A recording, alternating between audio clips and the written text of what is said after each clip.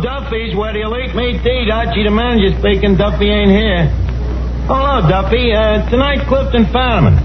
Yeah, the mental brain from the radio. Huh? Is he the guy who says what? Madam, what is your problem? No, Duffy, you're thinking of Mark Anthony.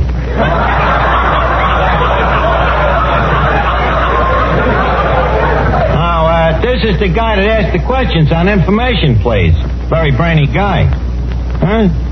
Yeah, maybe you're right at that, Duffy. What brains does it take to ask questions? Yeah. Well, anyways, we're stuck with him. Yeah.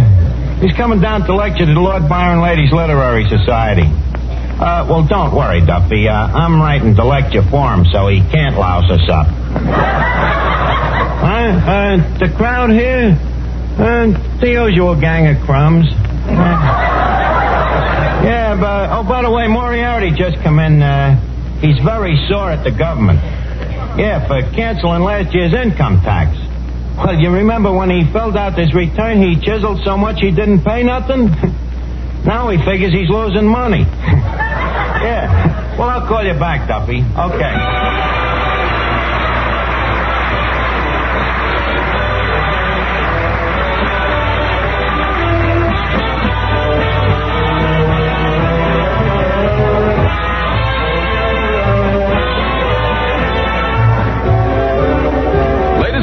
Welcome to Duffy's. Come on in and meet Finnegan, Eddie the waiter, Miss Duffy, Tito Gazar, Peter Van Steeden and his orchestra, our special guest tonight, Clifton Fadiman, and Archie himself, Ed Gardner.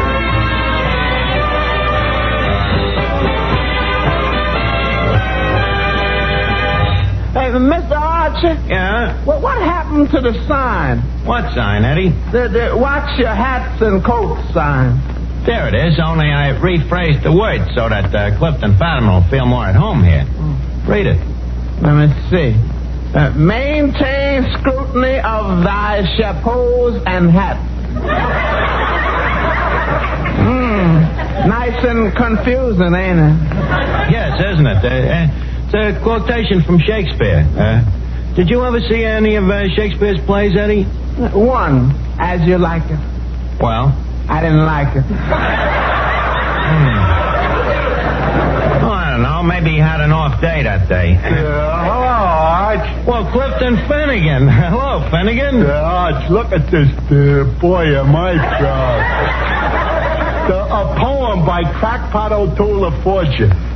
Dedicated right at me personal. Oh, yeah, that's nice. What's the poem, Finnegan? Yeah, I'll read it to you. Some men is fools and morons, and some is even judge. But you, dear Clifton, combined them all. Nature has gave you the woods.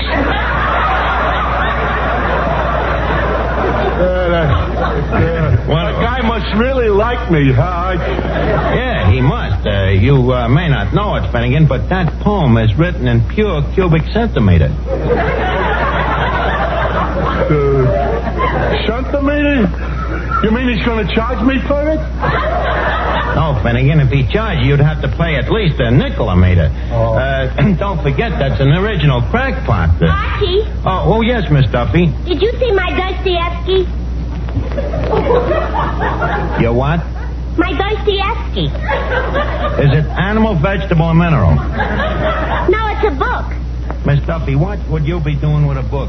Well, Clifton Fadiman's coming down here, and I don't want him to catch me not reading. Well, naturally, You see, if everybody stopped reading, authors would stop writing. And if authors stopped writing because nobody was reading, Mr. Fadiman, being a critic, couldn't read what authors were writing, and that would put an end to his writing about reading. And the poor man would be out of a job. Yeah, I see what you mean. Or to put it another way, if authors write and people please, don't read... Miss Duffy, I don't think I care to go around again. Dostoevsky. Whoever heard of Dostoevsky? Oh, you probably never even heard of Shakespeare. Miss Duffy, not alone have I heard of Shakespeare, I happen to know Bacon, the man who plagiarized him. Who? Sir Francis Bacon, the man who wrote every word that Shakespeare ever wrote. Archie, do you mean to stand there and say that the greatest writer that ever wrote didn't? Yes, I do.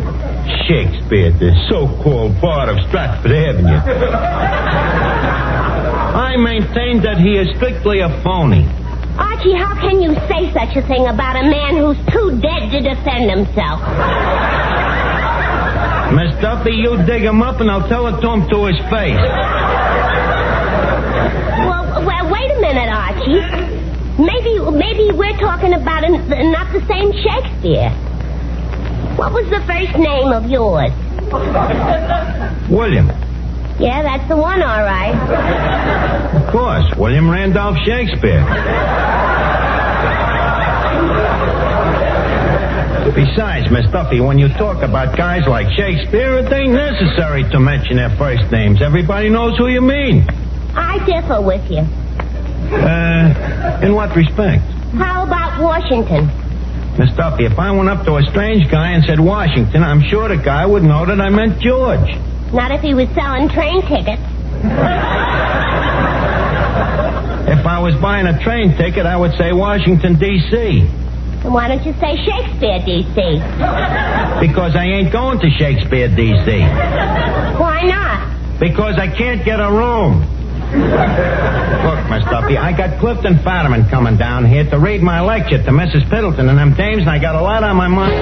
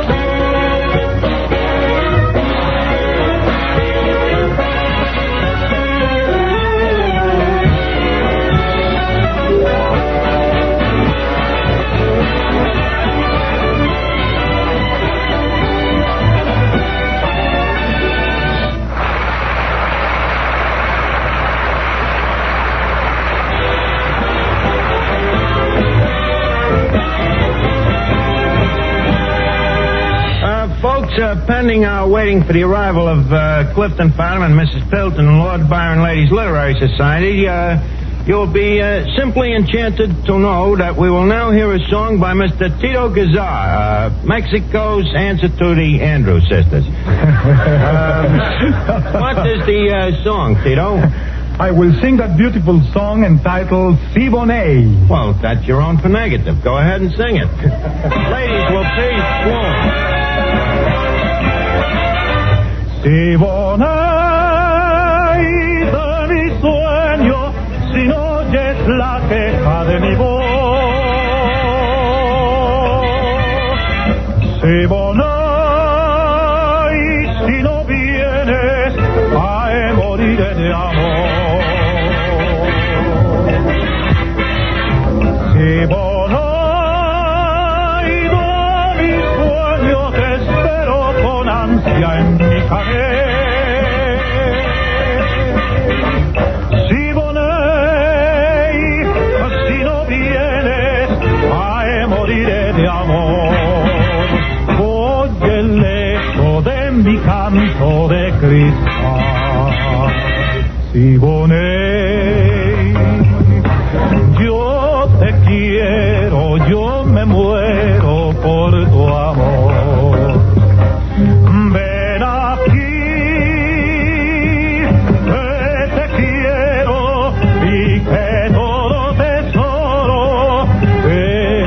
para mí. Si voy al arrullo de tu palma, pienso en ti.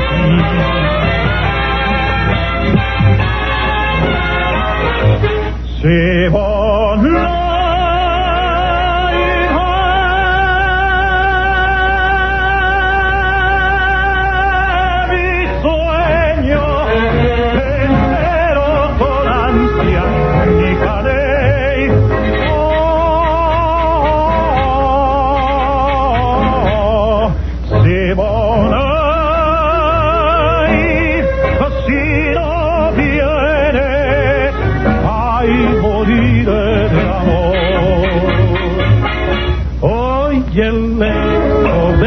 canto de cristal, no se da por entre el rojo.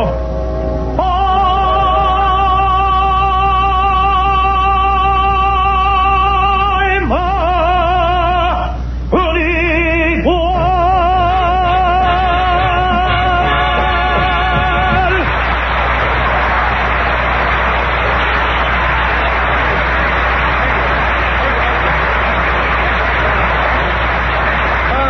Bravado, Tito. Simply bravado.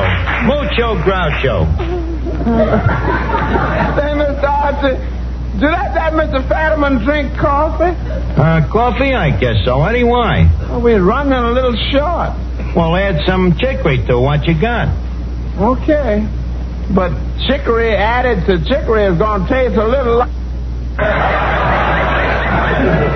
Well, he'd probably be reading a book anyway. He won't notice it. Oh, Archie, dear boy. Well, Mrs. Piddleton, how are you? You're looking great. Archie, you know I look a fright. All right. What makes you look like such a fright? Oh, I've had a terrible experience. Terrible. I had to come down here by subway. Good gracious. The subway? How ghastly. Well, there was no alternative. You see, my limousine is hors de combat. Yeah, what year? Hors de combat, Archie, a French expression, out of action. Oh, you mean like OPA? OPA? An American expression. Out of gas. That subway must be simply livid for one to ride in, huh? Oh, yes. One encounters such a bourgeois class of society. Oh, simply bourgeois, yeah. Makes one sorry one went to the trouble of ducking under the turnstile. Archie, then you have been in the subway. Only in London. Of course, over there we refer to it as the lift. But so much for conversation. I'm glad to see you. Well, it's a delight to be here again. All the same, except poor Mr. Duffy. He seems to have aged considerably. Mrs. Piddleton, that's the moose head you're looking at. Moose head? Oh, Archie, I'm afraid you'll have to remove it. Why? My doctor's orders. I'm allergic to stuffed animals. Oh, yes, Mrs. Gribb. We're waiting for you and Mrs. Allen. Well, Mr. Fadiman isn't here yet. Clifton Finnegan.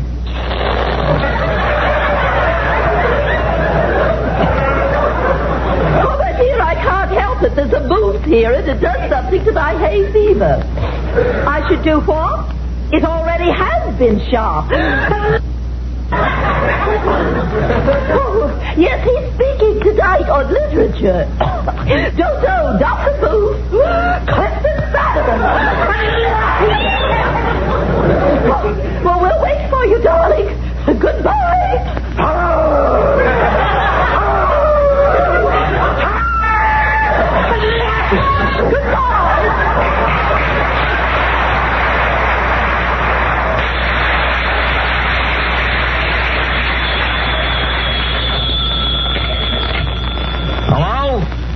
Oh, well, thank you. Mrs. Piddleton, the operator says Gesundheit.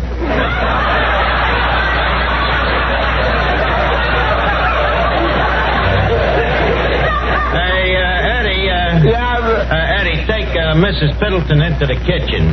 There she won't smell the most. I see what you mean. What, Miss Duffy? Ain't that Mr. Fadiman coming in? Oh, sure, Clifton Fadiman.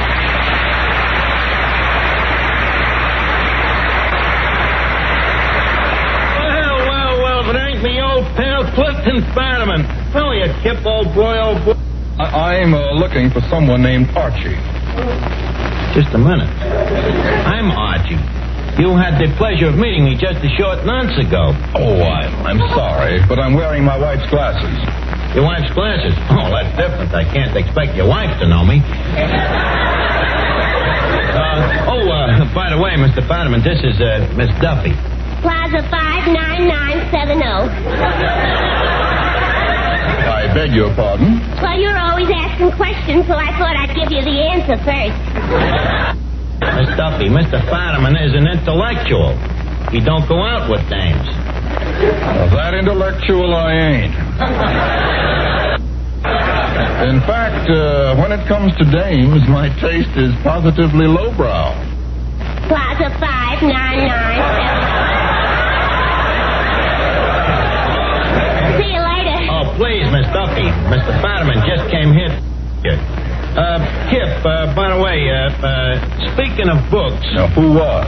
I was.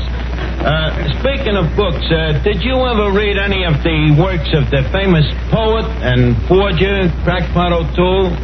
O'Toole. What sort of things does he write?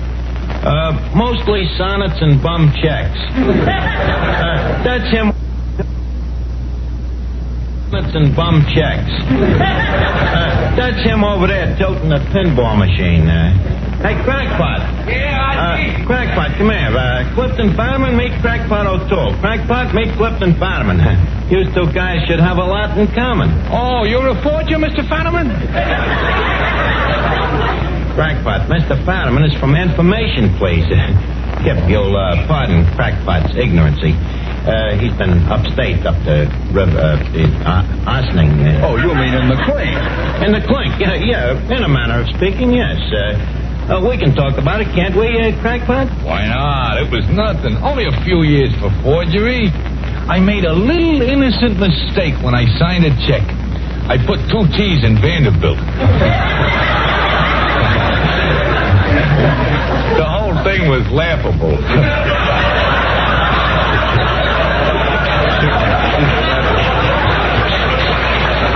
By the way, Kip, someday if you get a chance, I'd like you to get a look at Crackpot's adaptation of Shakespeare. Crackpot? You rewrote Shakespeare? Yep. I rewrote 23 of his plays. How long did it take you? 23 minutes. 23 minutes, Crackpot. I bet you Shakespeare himself didn't even write it that fast. Well, after all, Archie, I got an edge on the guy. I'm ambidextrous. What's that? Two-handed dexterous. I can write with both hands. Mr. Fadiman, couldn't you use Crackpot on information, please, sometime? But, Archie, we have a poetry expert, John Kieran. Granted, but suppose you ask Kieran to quote you something, say, from Lord Byron. Could he do it? Of course, he could quote whole stanzas. Could Crackpot do that? Not alone could Crackpot quote whole stanzas, he could give you the whole poem in Byron's own handwriting. Thanks, Arch. Okay, Crackpot. Yeah? Piddleton wants to know when the lecture's going to start. Oh, any minute, Eddie. Go over and talk to her. Keep her happy for a second. I've been talking to her. I say, Gesunheit, she said thank you. I say, Gesunheit, she said thank you. I say, Gesunheit, she said thank you. It's pretty monotonous conversation. Well, talk to her anyways. Are you ready for the lecture, Mr. Fadiman? All ready. Okay, you ready, Danny? Ready. Ladies and gentlemen. Just a second, Mr. Fadiman. What's right is right. Danny started first. Besides, you ain't studied the lecture that I wrote for you. You wrote a lecture for me? You seem amazed. I'll go over it with you in a minute.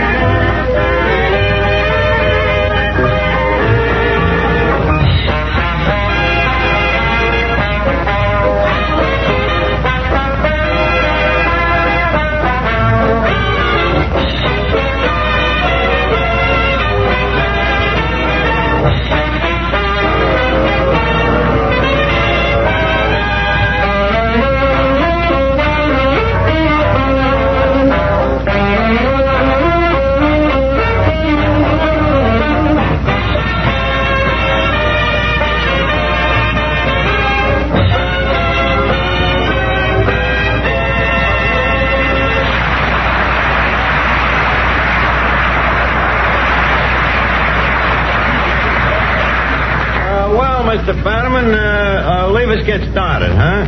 Archie, did I hear you correctly? You wrote a lecture for me, That's right. and you expect me to read it? Don't worry, there ain't many big words. And what ones there is, I wrote out in capital type. Here it is. But I brought my own lecture. Your own lecture. Look, Fadiman, suppose you was in my spot. Would you let every Tom, Dick, and Harry come in off the street and read his own stuff? How do I know it's clean? How do I know it makes sense? Well, I was just going to talk about the rudimentary forms of iambic pentameter. You see? Listen, in this business, we gotta protect ourselves. Well, all right, I'll read your speech, but there's one thing. What? If I get fired from information, please, can I eat here? That I wouldn't advise. Now, please, leave us get going, huh? Oh, Archie! Archie, when is the lecture going to start? Any minute, Mrs. Piddleton. Mrs. P., this is Clifton Finnegan. Oh, Mr. Fadiman, I want you to know how seriously happy it makes us girls to have a man like you talk to us. Mrs. Piddleton. These days, it makes girls deliriously happy if any man talks to them. Leave us get on with the lecture, huh? Trumpets, please. Thank you. Your man is improving, Mr. Van Steeden. Thank you. Ladies, I introduce a man who needs no introduction. So, without further introducing him, I present you Mr. Clifton Fadiman. A lecture, Mr. Fadiman. Thank yous, one and all. Ladies of the Lord Byron Ladies Literary Society, my subject for tonight is contemporary literature. I will discuss contemporary literature from literature in the Middle Ages to books for children. Literature is divided into three parts: fiction, non-fiction, and... Archie, where's the third part?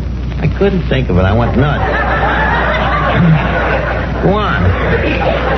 Literature was started by the cavemen who used to chop out stories in stone with an axe, hence the term hack writer. This, however, was very hard on the circulating libraries, as people got tired carrying home them stone books. Besides, many times the stones would fall on the author, crushing him, hence the expression pulp writer.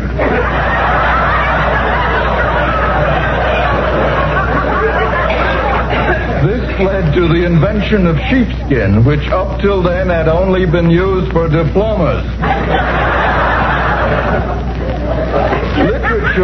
Literature has gave birth to more writers than any other profession.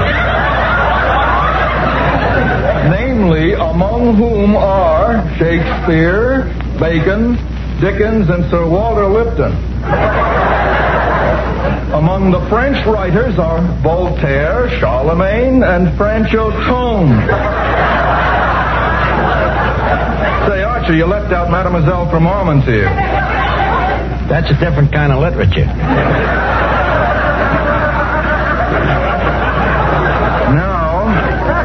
Now, among the American writers is also a great assortment of literary authors.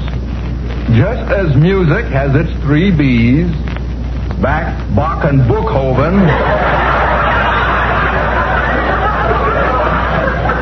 American literature has its three O's: O'Neill, Odette, and O'Toole.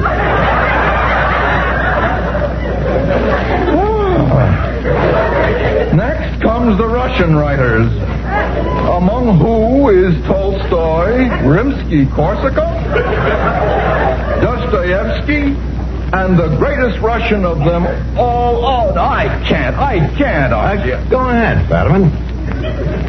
Ivanhoe.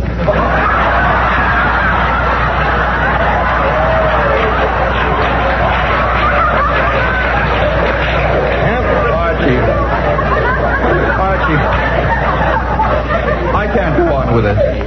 My reputation will be ruined. Ladies, the lecture is over. I thank you. Oh, Mr. Fadiman. Yes, Mrs. Biddle. I've heard you speak many times. I've read every word you've ever written. Your books, your reviews in the New Yorker magazine. Yes? And there's one thing I want to tell you. In my personal opinion, this is the first time you've ever made sense.